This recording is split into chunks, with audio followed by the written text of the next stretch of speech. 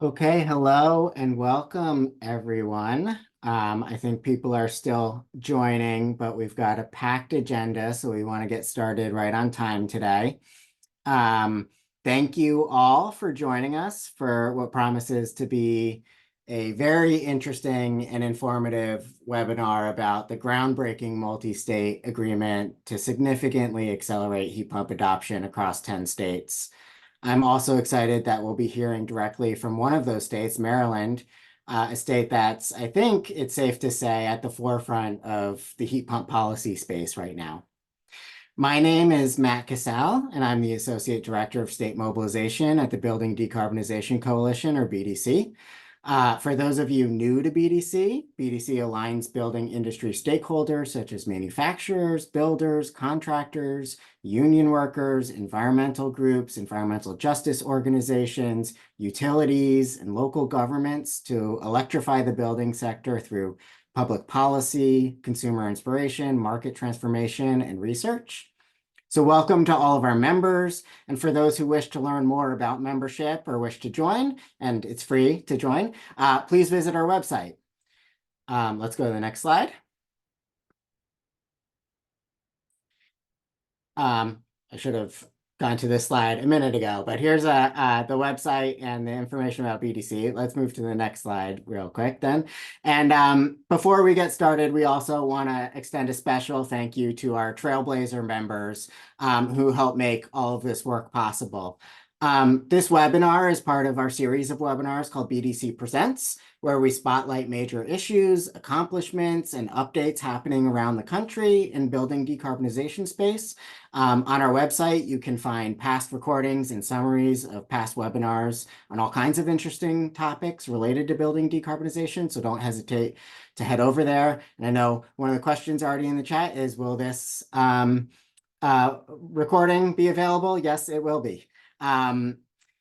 And speaking of our website, when you head over there, check out our upcoming events page, and we'll go to the next slide here, to check out some of the other great events and webinars we're hosting, including our next California policy call, which will take place on August 20th at 10 a.m. Pacific time, which you can see here.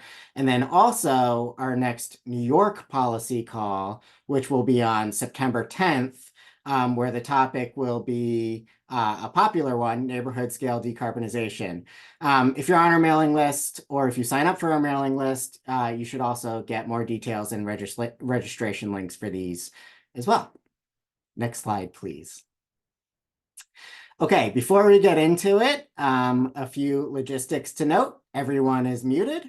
But feel free to use the chat to get your questions in throughout the webinar. We will have a question and answer period at the end of the presentations. You can also leave any comments you wish to the whole group to see in the chat. We'll compile all those questions and comments and we'll get to them at the end. The webinar, as I mentioned, is being recorded and will be available on our website as well as emailed out to all attendees. Next slide, please. Okay, but without further ado, let's get to today's very exciting topic.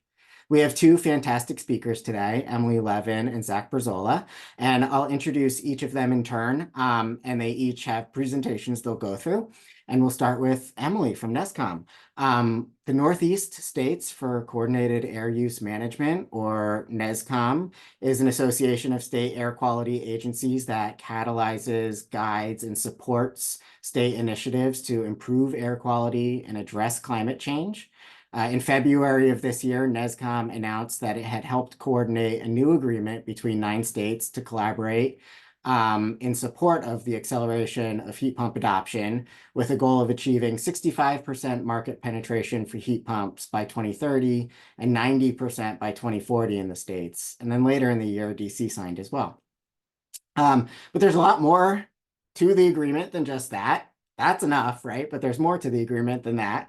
And a whole lot more went into making it possible, and even more is going into implementing it. Fortunately, we have the key architect of that agreement here to talk about how it happened, its significance, and what comes next. Emily Levin leads NESCAUM's Building Electrification Initiative, working with the states to accelerate the transition to zero-emission buildings Emily previously worked at VEIC for 15 years, where she designed and advised on building decarbonization and energy efficiency programs in multiple states, and she helped launch the Tech Clean California initiative to advance statewide adoption of clean space and water heating. Emily also serves on the Building Performance Association Board of Directors and Executive Committee. Emily, take it away. Thank you so much for having me here today. Really appreciate this opportunity to share some of the exciting work that states are doing with you all. You can go to my slides now and keep it moving to the overview of NESCAUM. I think we are a new player to some folks in the building and energy efficiency world. But NESCAUM is the regional nonprofit association of state air quality, environmental, and climate agencies. So I think many of you are used to having most of the people in your state working on building decarbonization issues be in the energy office and working with utility efficiency programs. We do coordinate with the energy office, but we're also seeing increasing interest from the environmental agency side, and that's because they recognize not only the climate pollution, but the air pollution coming from the building sector, which in many states is a really significant contributor and is hampering states from meeting their air quality goals. Pollutants like NOx and which is contributing to ozone pollution and non-attainment issues. So there's a lot of interest among environmental agencies in really taking a look at the building sector and getting more aggressive. And NESCAUM has been convening states to work on these issues. We've done a lot of work previously on zero emission vehicles, and this building initiative looking at zero emission buildings is a newer initiative, but we generally convene states, we provide technical and policy support to states, and generally kind of help states move forward together. And this is one great example of that. So if you go to the next slide, as I've been, I think this is in the wrong place. Can you go to the next slide? Oh, sorry. I don't know where my mountain slide is. Maybe that one's missing. I will just, it looks like that. I'm missing a slide here. Sorry about that, guys. But the general focus that I was going to take with this presentation is sort of building a bridge to 2050, and that states, as in general, as states have been setting goals, they've set a bunch of goals to get to economy-wide decarbonization by 2050. And when they were setting those goals a few years ago, it was kind of like, oh, sure, you know, we can decarbonize the economy by 2050, no problem. Well, you know, we can do that. And now they're kind of getting to the point where the rubber is meeting the road and they need an actual plan to get there. They're realizing they're not on track to meet those 2050 decarbonization goals, and that getting onto that path means that they actually need to do things, to do hard things in 2030 and in 2040 that builds that bridge that gets them on that path to 2050. So for the building sector, we've been working on kind of what does that mean? Like, where do states need to be by 2030 to be on that path, and by 2040? And so wanted to start by kind of a little bit of orientation to where we are now with air source heat pumps. So air source heat pumps currently make up 20 to 25% of the market nationally, the HVAC market. They are on track kind of at current pace to be about 30% of sales by 2030. We are starting to make progress. You can see, and as Building Decarb Coalition has shared, that air source heat pump sales recently surpassed gas furnace sales. There was a bit of a post-pandemic dip and supply chain issues. But we are gaining traction with air source heat pumps, but not quite on the pace needed. The other thing that is notable about this slide that I'll just point out is you can see central ACs are actually the greatest share, and that's a huge opportunity. If we could convert all of those central AC sales to heat pumps, that would be a great first step and would go a long way to kind of helping air source heat pumps take hold nationally. So that's kind of where we are now. And I'm now going to talk about the multi-state work to help states get to where they need to be to meet their decarbonization goals. So if you go to the next slide, I'll start by highlighting an announcement that our friends at the U.S. Climate Alliance made last year at Climate Week. You can see the member states listed here, but these states and their governors committed to reach 20 million heat pump installations by 2030, which is a quadrupling of heat pump installations. So this was a great first step, really building multi-state momentum. And we worked extensively with Climate Alliance and with our states to build an MOU kind of on top of that, taking this a little bit further. On the next slide, you can see the NESCAUM MOU, originally with 9 states, and we recently added Washington, D.C. So we have 10 jurisdictions that have committed to accelerate the adoption of zero emission heat pumps. And specifically, they've set a target of getting to having heat pumps make up at least 65% of the HVAC and water heating market by 2030 and 90% by 2040. So if you recall, we're at 20 to 30% now. So that's really the pace we need to be on to reach those 2040, 2050 goals is getting to around 65% of the market being heat pumps by 2030. And so that's what our states have committed to do across the signatory states. And how are they going to do that? One of the things that I think is really valuable that this memorandum of understanding does is it creates a framework for tracking and reporting each state's progress towards those goals. One of the things that states are struggling with is they don't actually have great data now. So we're working on filling the gap, working with industry partners and BDC to get them better data on sales and shipments of heat pumps so they actually know where they stand, and then create a framework to check in each year and see how they're doing. We are also developing a multi-state action plan, highlighting the actions that we would recommend states to take to support heat pump adoption. And we're fostering a lot of collaboration between the state environmental agencies and the energy offices, which, historically a lot of this work, like I said, has resided in the energy offices, and now we're getting the environmental agencies more engaged and really trying to coordinate those efforts. So if you go to the next slide, I'm going to share a couple of examples. This approach really builds on a model that NESCAUM has previously taken with zero emission vehicles, and that has proven quite successful. So I just wanted to briefly nod to this as an example of kind of where we're going. We've coordinated 2 prior ZEV MOUs with states, one on light duty and then more recently on medium and heavy duty zero emission vehicles, or ZEVs. So you can see, similar to the buildings commitments, there's a commitment here for 2030 to make at least 30% of new medium and heavy duty vehicle sales zero emission vehicles by 2030, an action plan, a tracking framework. And because this one is a little farther along than the buildings MOU, if you go to the next slide, you can see how this has provided a really useful framework for tracking progress, where states are doing quarterly and annual reporting on key metrics like electric vehicle charging, infrastructure supply, equipment deployment. In the ZEV jurisdictions, the signatory states that you see listed here, they're also looking at plug-in electric vehicle sales, and you can see in green, generally the takeaway is that the ZEV states, the signatory states of the MOU, have at least twice as great adoption of ZEVs as the non-signatory states. So it really is helpful for states to be working together. And it's fostering healthy competition. It's identifying places where a certain state might be lagging behind and how they can learn from other states to fill those gaps. And generally just creating a framework for states to work together to learn from one another. So this is really what we're trying to create and foster on the building side. If you go to the next slide. We are now moving into developing the action plan under the MOU.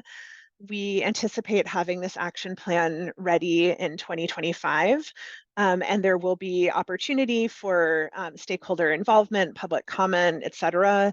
We're still in relatively early stages of this, but it's not likely to be super prescriptive. Like, states are going to take a variety of pathways to meet this goal of supporting the heat pump market, of accelerating adoption of zero emission accelerating progress towards zero emission residential buildings. So I just wanted to highlight this graphic from a recent policy brief that NESCAUM worked on with Northeast Energy Efficiency Partnerships and Regulatory Assistance Project, RAP, on decarbonizing buildings, how states can set the table for success. Some of you, if you're energy efficiency nerds, might be familiar with the three-legged stool for utility regulation to support energy efficiency. We have created a four-legged table for a building decarbonization policy. But the idea of this is really to show that it's going to take a suite of policies and actions on the part of states to support building decarbonization, equity and workforce policies, carbon reduction obligations like clean heat standards or cap and invest, a suite of codes and standards, also utility planning and regulation, really reworking the utility framework to support greenhouse gas reduction, and that states should be thinking about adopting policies from across these table legs. So we expect the action plan that we're developing will kind of draw from some of this work in recommending different policies for states to explore. And we think that this combination of federal funding and state policy is really key to accelerating heat pump adoption and reaching that 65% of sales target. If you go to the next slide, I'm going to just spotlight one particular policy that NESCAUM is working on. And to be clear, it wasn't a requirement that states commit to this specific policy when they signed on to the MOU. States are exploring a range of policies. This just happens to be one policy that states are considering. So this is a little bit separate from the MOU, but Zach is going to talk about it in his presentation. So I wanted to give a little bit of background that one of the policies NESCAUM is working on is zero emission standards for building equipment, especially HVAC and water heating equipment. And this is a policy that would use air agency, air pollution regulatory authority to require that equipment installed after a certain date be zero emission. That's something they do have the authority to do for both NOx emissions or greenhouse gas emissions. This is a pretty nascent policy. It's something California is working on. It's something Maryland is also working on, and Zach's going to talk more about that. But if you go to the next slide, you can see that that NESCAUM is currently working with a group of states, co-convening with the U.S. Climate Alliance and Equipment Emission Standards cohort of states that are exploring. Again, they haven't committed to adopt this policy, but they're interested in learning more and seeing how you might design such a policy to move towards zero emission space and water heating equipment. We are developing a model rule. We're doing a lot of supporting research, looking at emission, health, and cost impacts. We are developing a range of resources that states can use if they are interested. It would still, they would still need to go through their own individual rulemakings, as Maryland will talk about. But this is just one of the efforts we're working on to support states and innovative policies to advance building decarbonization. And now if you go to my last slide, kind of bringing it all together, building that bridge to zero emission buildings and vehicles, this sort of highlights sort of how I see the pieces coming together, where by states working together on shared targets and an action plan, they're really creating that framework for where they need to go, identifying the most important steps to take, creating a framework to check in on progress. How are they doing? What adjustments are needed? Sharing the most successful strategies, sharing learnings, what's not working, what is. And then we already know that market supports are a key piece of the puzzle.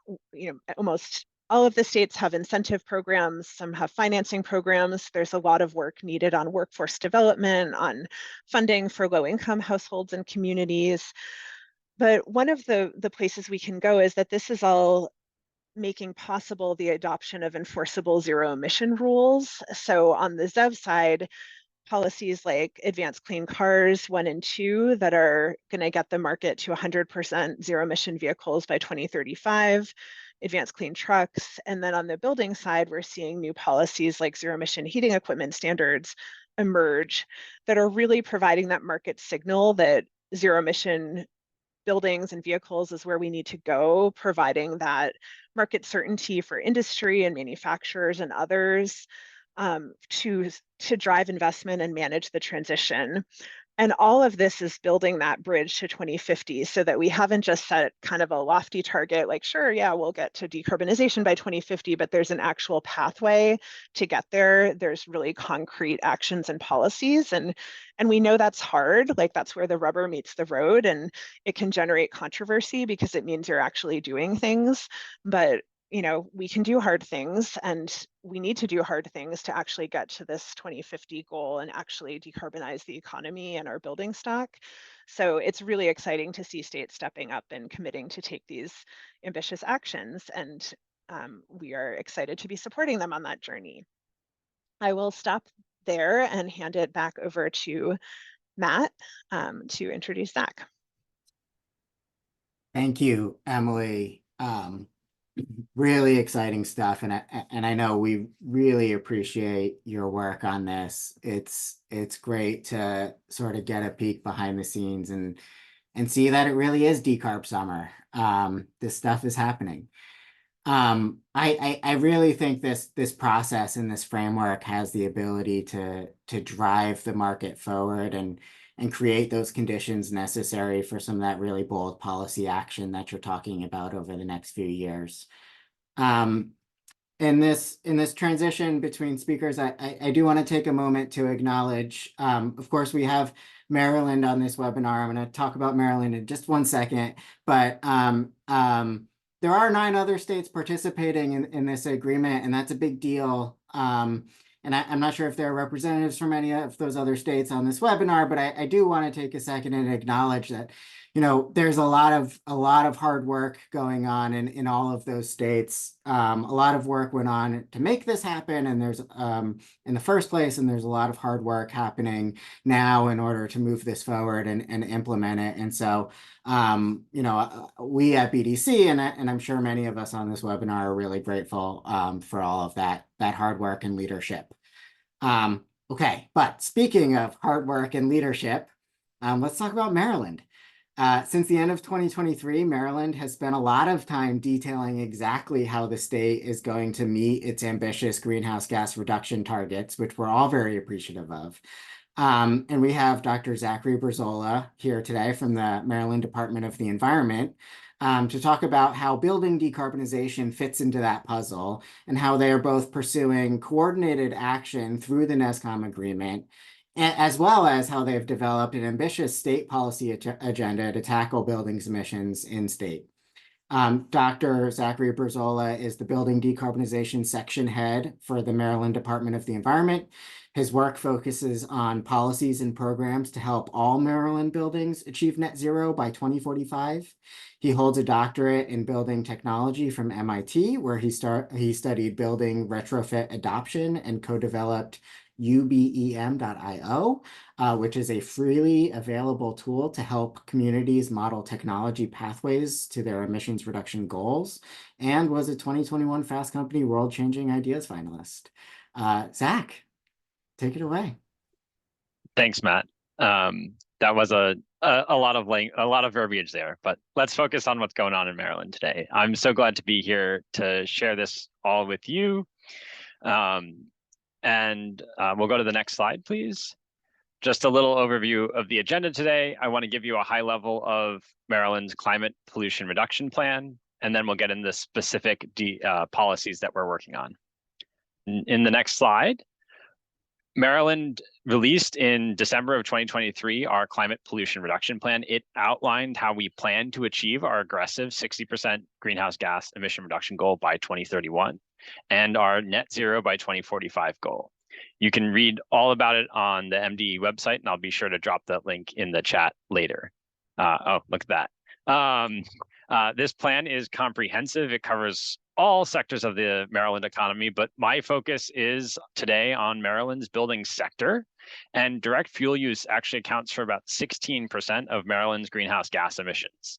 So this is clearly an area that we need to focus on, let alone all the other factors, including electric emissions from the electric grid as well.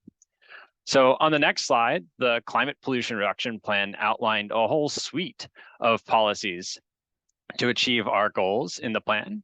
And this really lines up with the table legs for building decarbonization that Emily talked about. Today, I want to highlight 4 of these key areas. And these are the ones we're really pushing hard on right now because they're high impact and going to help get all buildings towards this goal.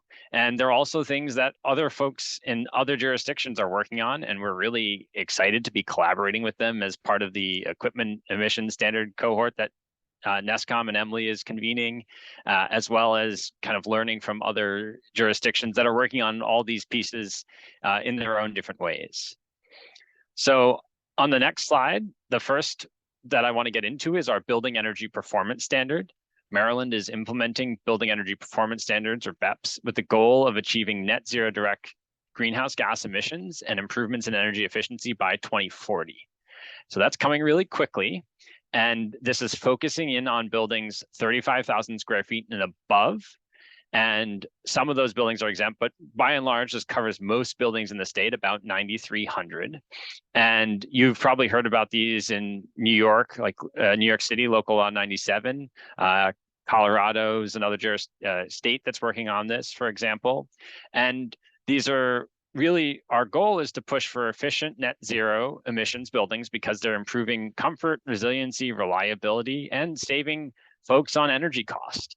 And so these are all the kind of right factors to come together for our clean energy transition.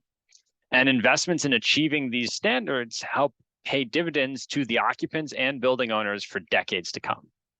And in Maryland, we're actively working on these regulations, and we are planning to adopt them by the end of this year, with benchmarking, which is kind of reporting energy use to the department next year. So this is all coming up really quickly. If you go to the next slide, this is just a quick overview of those 9,300 buildings across the state. It's the usual suspects: warehouses, offices, multifamily buildings, multifamily housing, all really drive those 35,000 square feet and above. And if you go to the next slide, you can see too, this is not just a big city issue in Maryland. There is a covered building in every single county across the state, even though there's some with only a handful. And so this really spans our entire state. And if you go to the next slide, the whole point here is to set long-range targets, 2040 net zero, that help buildings start to work towards this ultimate goal.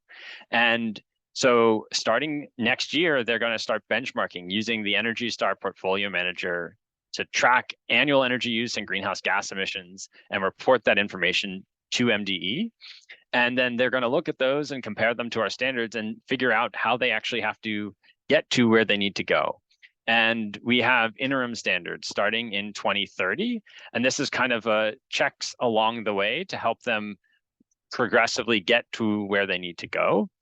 And starting in 2030, building owners can achieve those standards or potentially achieve partial compliance and make an alternative compliance payment to find the right balance for them that makes the most sense. And so this kind of allows economics to drive some of the decision making while also really pushing us towards our net zero goals. And that final standard of zero net direct emissions is in 2040. So on the next slide, that's kind of one of the legs. The next, Governor Moore last month announced an executive order on implementing Maryland's Climate Pollution Reduction Plan, that big plan we released in December. And it specified that we should work on 2 key new policies. This is to propose a zero emissions heating equipment standard.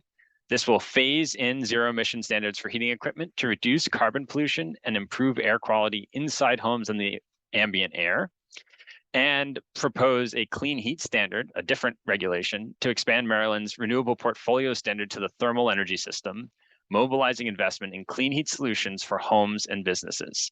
And so these are these 2 new policies, 2 new legs that we're working on, and they're very critical to kind of broadening this to ensure all buildings are pushing towards our decarbonization goals by 2045. And so I'm going to go into a little bit more detail about each of these 2 policies.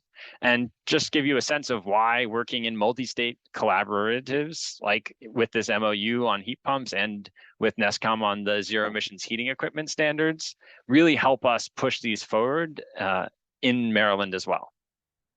If we go to the next slide, the Clean Heat Standard. It's a performance standard that requires heating fuel providers to reduce their greenhouse gas emissions associated with their businesses following a set schedule, basically ramping down to that net zero goal by 2045.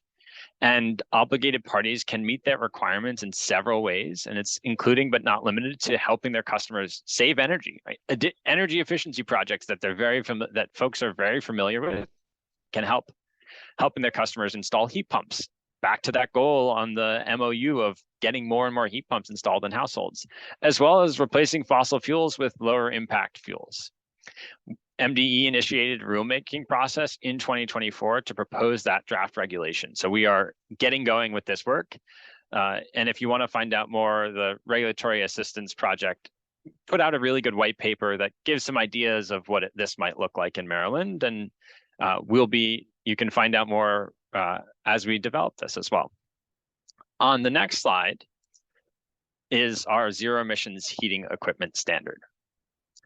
The zero emissions heating equipment standard require new heating systems. So this is a time of replacement policy installed in Maryland buildings to produce zero on-site emissions beginning later this decade, basically the end of the decade. And we've joined with the 24 other states in the Climate Alliance in committing to that heat pumps that Emily mentioned. And we're also getting going on this, basically working with NESCAUM as part of that model rule development to draft out this rule and work on it across many states, because we get input as part of that collaborative from all the other jurisdictions around that might be thinking about this. Because if you think about it, heating equipment isn't just necessarily installed in Maryland and not in another state, right? Everyone needs their heating and cooling. So having this collaboration and this alignment of long-term goals helps with enforceability. It helps with creating a market signal that everyone is working towards this one target of getting zero emissions heating equipment for all the buildings in this area. And strength in numbers really helps for adoption as well. We're glad to be leading the charge in Maryland, but we really will be supported in our efforts if many states join in this effort to push us forward. So I just laid out a couple of different policies. Now, one of the things we get asked a lot, and I'm sure everyone is familiar with, is how do you pay for this all? And the good news is a lot of these implementations actually pay for themselves, but upfront costs can be a challenge. And so we're constantly thinking about ways to help defray that cost. So on the next slide, something probably everyone on this call is familiar with is the federal tax credits. But complying with all these different regulations, you can take advantage of existing incentives for zero emissions devices.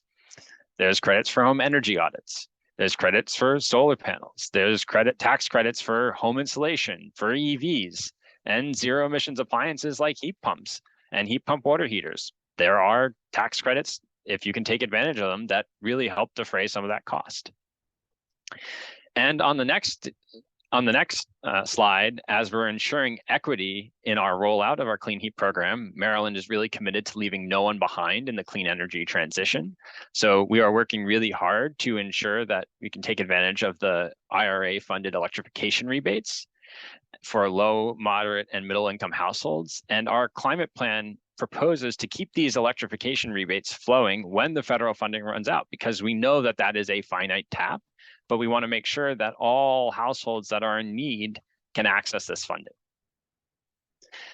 And to really tie in and add on to all this federal funding, there is funding in Maryland itself. So Empower Maryland is our ratepayer-funded energy efficiency program.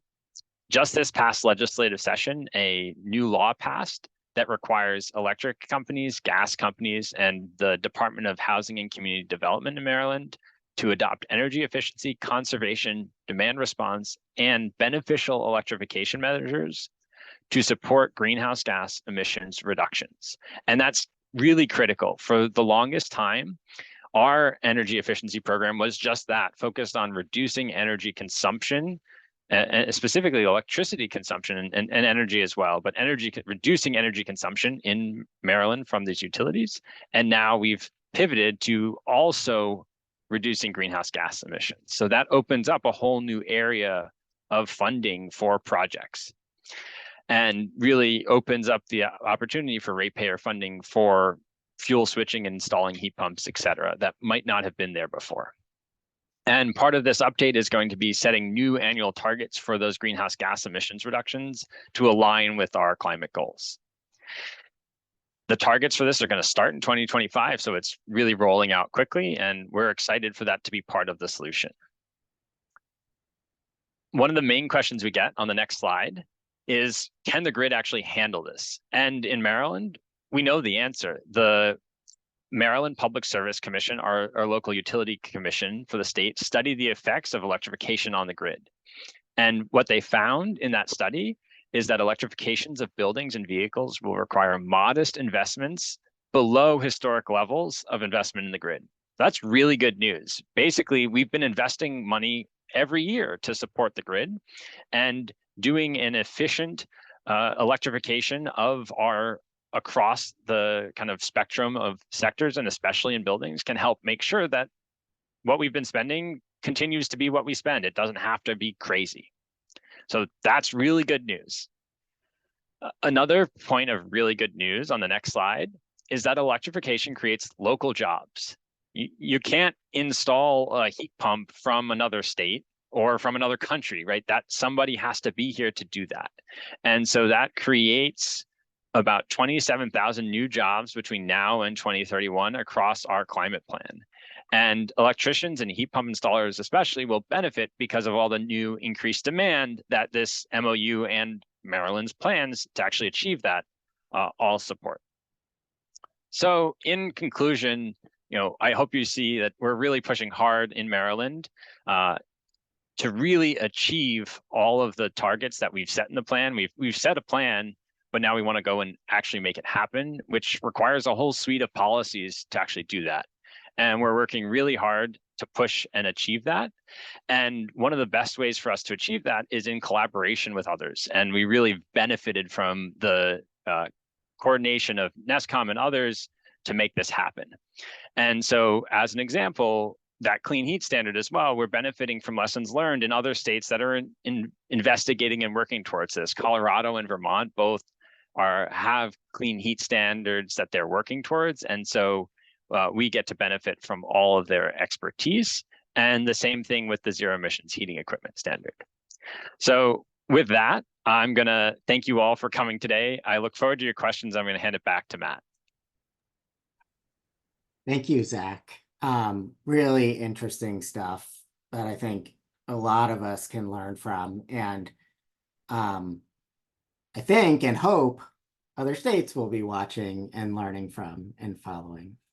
So I think we can take down the slides now and move into our question and answer period. And folks should feel free to continue putting questions into the chat. We've gotten some coming in. I want to start with a couple of big picture questions, and then we'll get to some of the more specific questions in the chat. This first one is for Emily. Since I started at BDC, I've had the pleasure of getting to work with you and getting to know you a little bit, and I've been constantly amazed at like how in the work you are and how you always seem to be like working on and accomplishing a new thing. So I wonder, first, have you taken a moment to reflect on how significant what you've been able to accomplish here is? And what do you think the biggest opportunity coming out of this process is? Well, first of all, thank you so much for the kind words. And I suspect I'm not alone in being a bit depressed about our national landscape at this moment in time. So I really appreciate hearing that. And one of the things that makes me take heart is getting to work with states where, if one state becomes intransigent, I can go spend a little more time with Maryland and be inspired by a more ambitious state that's willing to take bold action, as well as, states will continue forging ahead, I think, regardless of what happens at the federal level. And we will, hope we can obviously make more progress if we have a supportive federal government. But states, aren't totally beholden to the federal government either. And they do have the authority and the, the chops to really keep moving forward. And so that, to me, that's very inspiring, knowing that states can take bold action and, that we can continue to make progress through our states. And then I think, beyond that, it's really, I know one of the things states are most excited about is actually having visibility into the state of their market. I know that's something that we've talked to BDC a lot about, and we need some, there's ongoing efforts underway to gain better data access. But one of the reasons we ended up setting a market share target is that states have a whole range of targets they've set for the building sector, some of them in terms of installations, some of them in terms of greenhouse gas reduction. But transforming the market is kind of a step that everybody needs to do to get there. And states are kind of, in general, were lacking visibility into how they were performing and really wanted to gain those insights. So I'm really hopeful that by 2025, we will have better data and states will have access to better data, and we'll be able to shine a light on that data to kind of check in and see if we're on track and make adjustments. Because if you don't measure it, you can't manage it, right? And right now, that's kind of the boat we're in. We can't measure it, and so we can't manage it. And so I think that's going to be a really helpful piece of the puzzle for states if we can get there. Yeah, I think that's totally key. Is sort of on the next step here is, where are we at and where are we going and how are we going to make sure that we're getting there? And certainly something we look forward to continue to working with you on. And point well taken on the, it can be tough sort of seeing what's happening out in the world. But it is heartening to shine a spotlight on some of this really positive stuff that's happening. Zach, a kind of big picture question for you is, I know that you are, you're in the weeds on the policy and how is this all going to work and how are we going to be retrofitting and transitioning these buildings? But I wonder how much you're thinking about how replicable what you're doing in Maryland is in other states.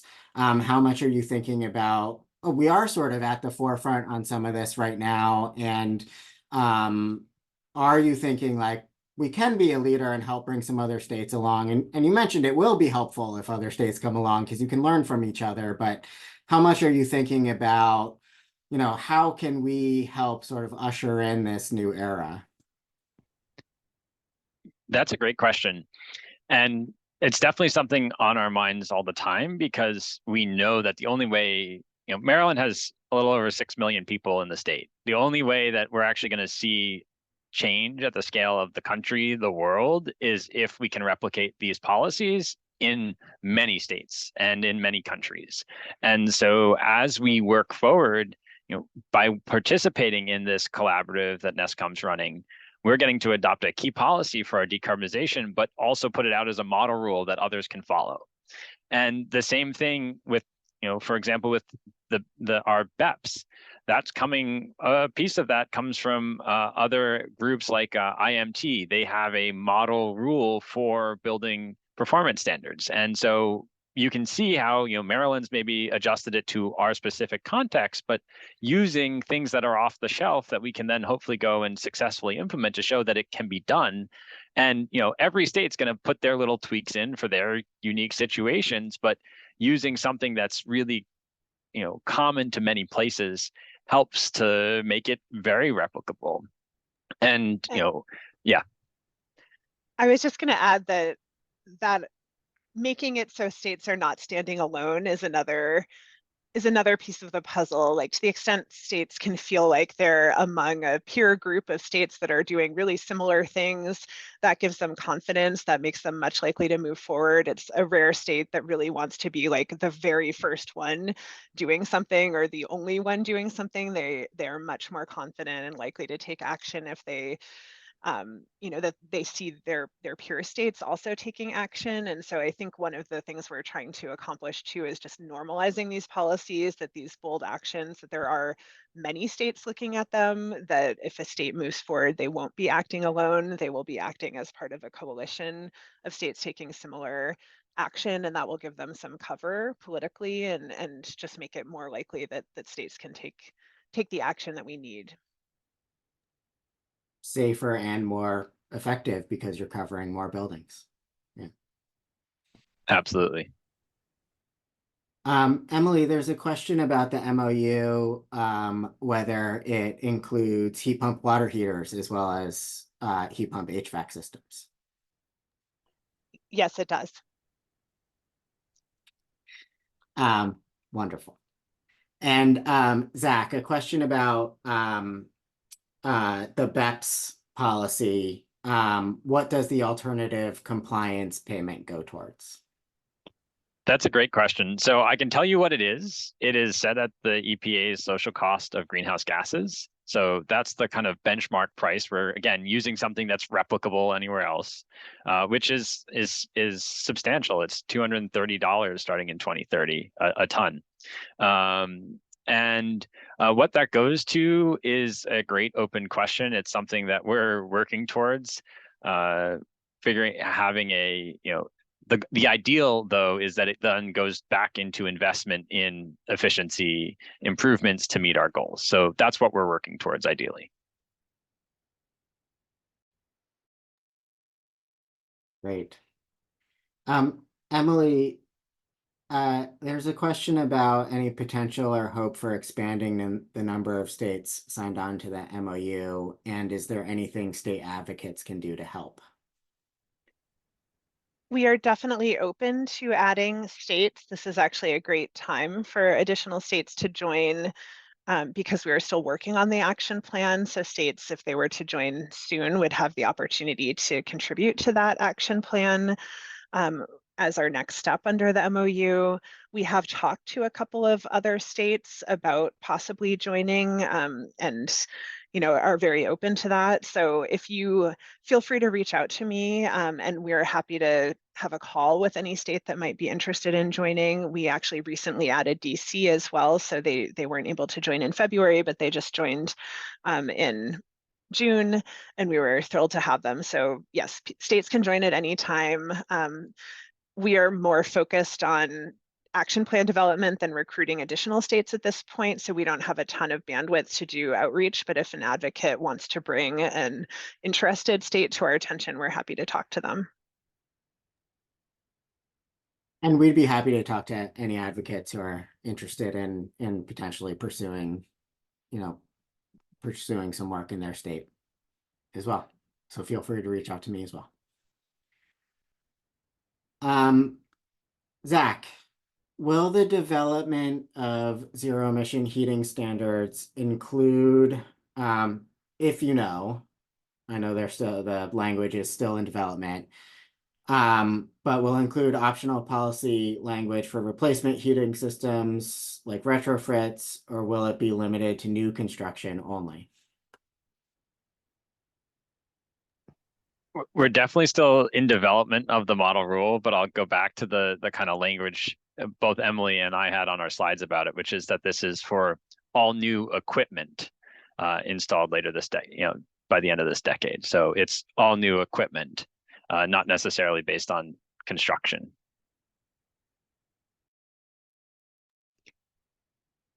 So just to add to that, to make sure that's clear, so we do anticipate the model rule will cover installations of new equipment in existing buildings and in new buildings. For the covered types of equipment, which we're starting with smaller equipment, more residential scale equipment, it will not require anybody to remove their functional furnace or water heater early, just at the time that they're shopping for a new piece of equipment, they would need to choose a zero emission option.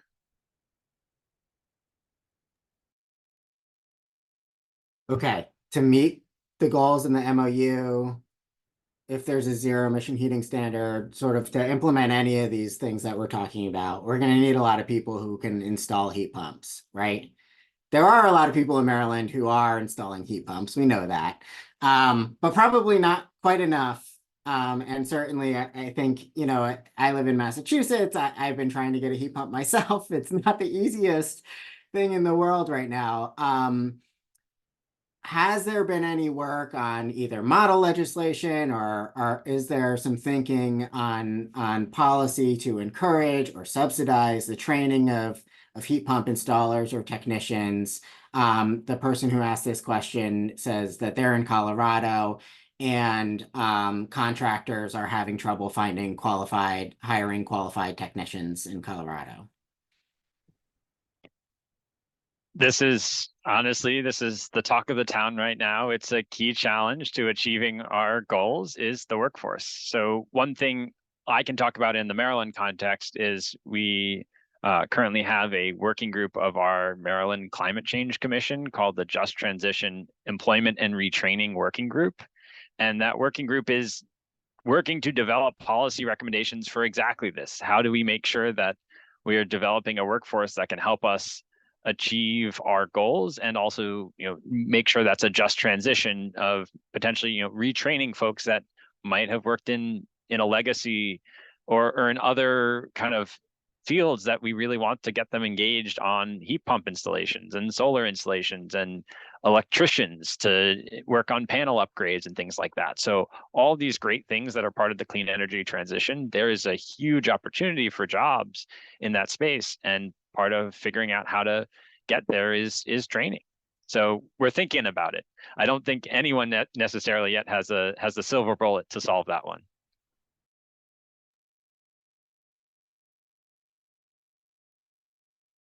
Yeah, I know a lot of states are, you know, are looking at new federal money or potential federal money to help stand up some workforce engagement programs, but I think that's exactly right, Zach. I think most states that are looking at this issue, this is at the top of their list on something to address. And you know, I'll say it's certainly a challenge, right? But it also, as you mentioned, it presents an opportunity for states.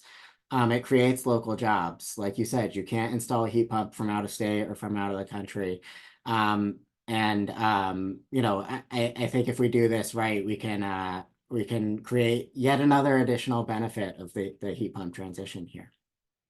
And just to quickly add, I think one of the values of multi-state collaboration is quickly learning from states that are doing well in this area. So Vermont and Maine, for example, have really successful heat pump networks and kind of websites where you can easily find a qualified technician and have sort of built a virtuous cycle where those qualified technicians then get more referrals from the efficiency programs and so forth.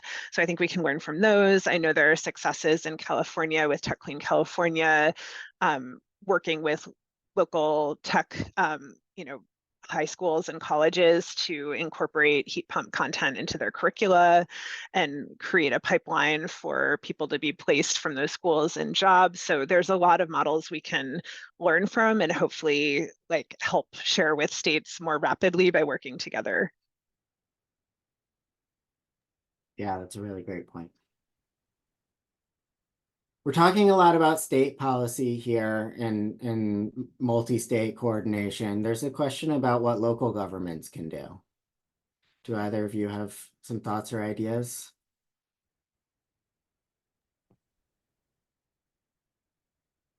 I can start. I think they are a critical partner. I've been really excited to see, I mean, obviously on the building performance standards side, that particular policy has really been spearheaded on the local government side with cities like Washington, D.C. and New York City with Local Law 97, and other cities really taking the lead in adopting these building performance standards, and states are really learning from the cities as they explore statewide building performance standards, as Maryland is now doing.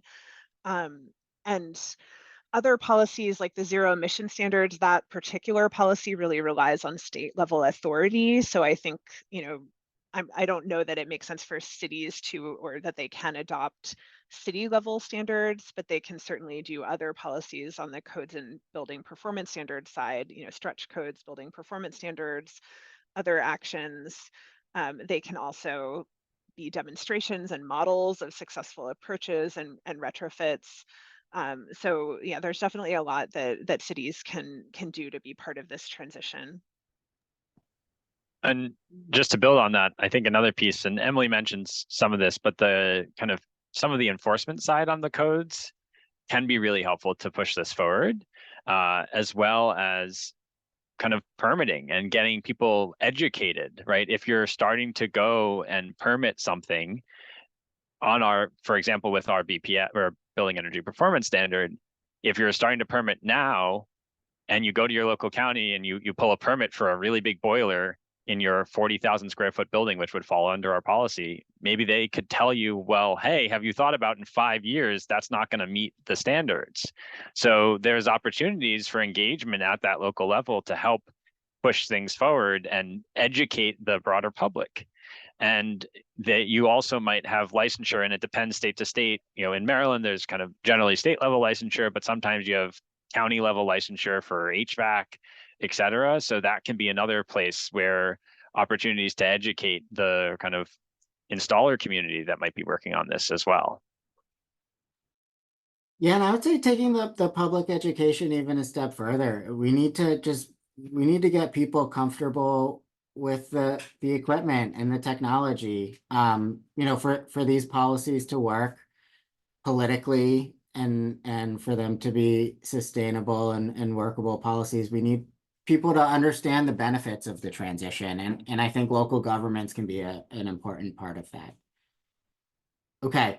There's a question that was gonna be the last question and could be its entire own webinar series, probably on its own. But in 2 minutes, Emily, can you very briefly summarize? The question is, are there any legal concerns for the air quality approach to a zero emission standards? Can you very briefly put us a little bit at ease that this is a legally sound approach? Well, I will just note that in the current context with the Supreme Court, there are concerns for legal challenges about just about every environmental regulation and policy of any sort at this point. So I don't want to say there's no legal risk, but I think this might be a reference to the Berkeley case, where Berkeley had a local kind of gas ban type of policy that was limiting gas piping in buildings, and that was appealed, and the appeal was upheld. So Berkeley's kind of gas ban was struck down. That was a different law. So that was not an emission-based standard, but more like a codes and standard local kind of health and safety regulation. So there at this point is no, nothing has been overturned with respect to air pollution authority, for one thing. And we do believe, there's a long history of states regulating emissions from equipment. There are longstanding low NOx requirements for these equipment types.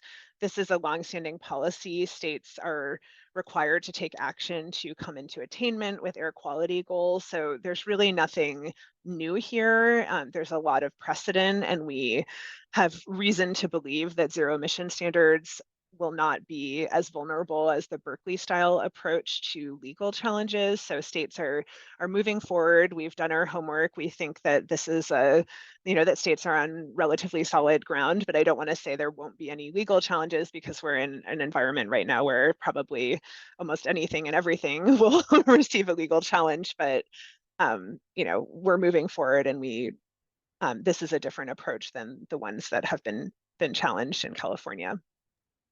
That's fair, and I think we all totally can appreciate that. Okay, well, that's our time today. I'm sorry we weren't able to get to every question in the chat, but feel free to reach out to us with those or additional questions. Thank you again, Emily and Zach. This has been really informative. Thanks for your time and sharing your expertise. And thank you everyone for joining. I also want to extend a big thank you to Tiffany Vu, Maricela Dumlau, Friday Apoliski, Macario Sarzozo, and Rose Steffens Booker, all on our team for helping make this webinar happen. As I mentioned, everybody will be receiving an email with the slides and the presentations. And a recording also be available online. Again, please reach out with questions and enjoy the rest of Decarb Summer. Thank you, everyone.